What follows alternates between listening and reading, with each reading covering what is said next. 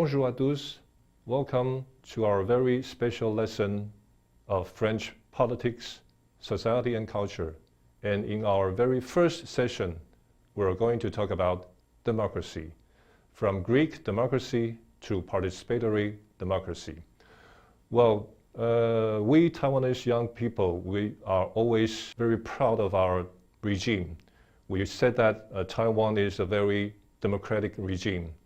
So we are proud of our democracy, and we are proud to have the freedom of speech. But the problem is that democracy and as well as the freedom to speech, they are two things that we have to study very, very carefully. Well, democracy means that everybody has the right to participate in the debates, and everybody is free to speak. But the problem is it a good thing? So these are two things that we have to study very, very carefully. Otherwise, they might be chaos, and there might be problem of disorder. How to keep order in a situation where everybody talk in the same time. I think that maybe some of you have ever seen those TV shows on Italy, in which everybody speak exactly in the same time. Hundreds and thousands of people, well, not so exaggerated, 4 or 5 speakers who speak exactly in the same time within 20 minutes. So how to manage these disorder in a so-called democratic society so as that we can reach a concrete and efficient decision? That is the question that we have to study today. So democracy, well, there might be hundreds and hundreds of different definitions about democracy. Well, yes, democracy means that everybody participates in the public affair. But from history, we can learn many things about the definition or the meaning, the true meanings of democracy. So Greek philosophers, when they study political regime, they will try to distinguish them into several categories: rule of one, rule of a few, and rule of all. And from this distinction, political regimes are divided into autocracy, oligarchy, or democracy. So effectively, democracy means rule of all. But the second step that we have when we study the political regime, so who rules? None. If there is no any ruler, we talk about anarchy. If there is one ruler, then we talk about it might be monarchy or dictatorship. If there are a few rulers, then we talk about oligarchy. And if everybody are rulers, then we talk about democracy. But still, we have to keep in mind that a Greek philosopher have great concern about the effectiveness or the results, the concrete result of these regimes. So there might be good anarchy, and there might be chaotic democracy. So the result of the functioning of the political regime do matter a lot for Greek philosophers, and that will influence their judgments about these political regime. So Athens. The Athens is often presented to be the model, the ideal model of democracy. But is the democracy in Athens is good? Not necessarily, because as you might know, as you might learn in history, not everybody participates in public affairs. Only taxpayer citizens have the right to participate in public debates. Those slavery, those women, those people who cannot afford to pay the tax, then they have no place in the assembly.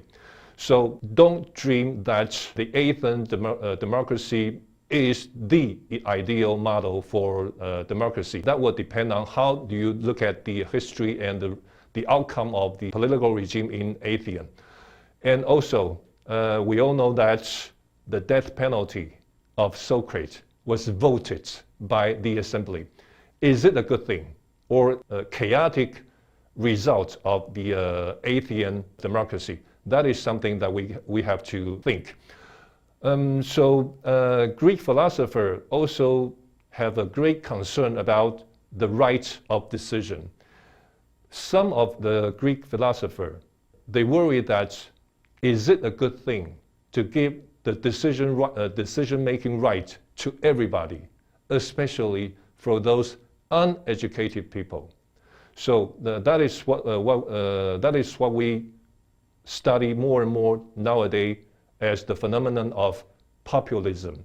So if these uneducated people, they listen to some demagogue, and then they might make some irrational political decision, and they will cast their votes to these demagogues who know very well how to inflame the public by some big words, and then the democracy might be in danger. So the right to vote, the right to participate the public affair by everybody, especially by those uneducated lower class citizens.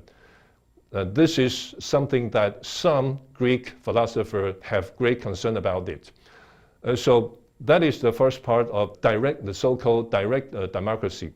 So if we cannot afford, if not everybody has the free time or the will to participate in the public debate, then we may elect some representative to participate in assembly and to debate on public affairs for us. So that is what we call by representative democracy. But representative democracy is forcibly necessarily be good. Well, not really. Representative democracy do have some advantages, but the representative democracy also have some disadvantages, especially when those politicians, when those representatives are corrupted. So corruption in political system is also a very important concern that we have to keep in mind to evaluate those political regimes. So we have seen direct democracy, we have seen representative democracy, and the third model that we have been talking about more frequently today is the so-called participatory democracy. So you can see in the cartoon that people gather together in front of the Congress to express their voice. Well, by definition, Congress represents the voice of the people. So people gather together in front of the Congress to express their ideas. It means that forcibly the representative democracy have some problem. So there, some scholars talk about more and more often the so-called participatory democracy, so that people can express their true voice. People don't have to rely on representatives who might be corrupted. They might not express exactly the same thing of the fool. So participatory democracy means that every citizen have the right to speak out their voice and to express the true voice of the people.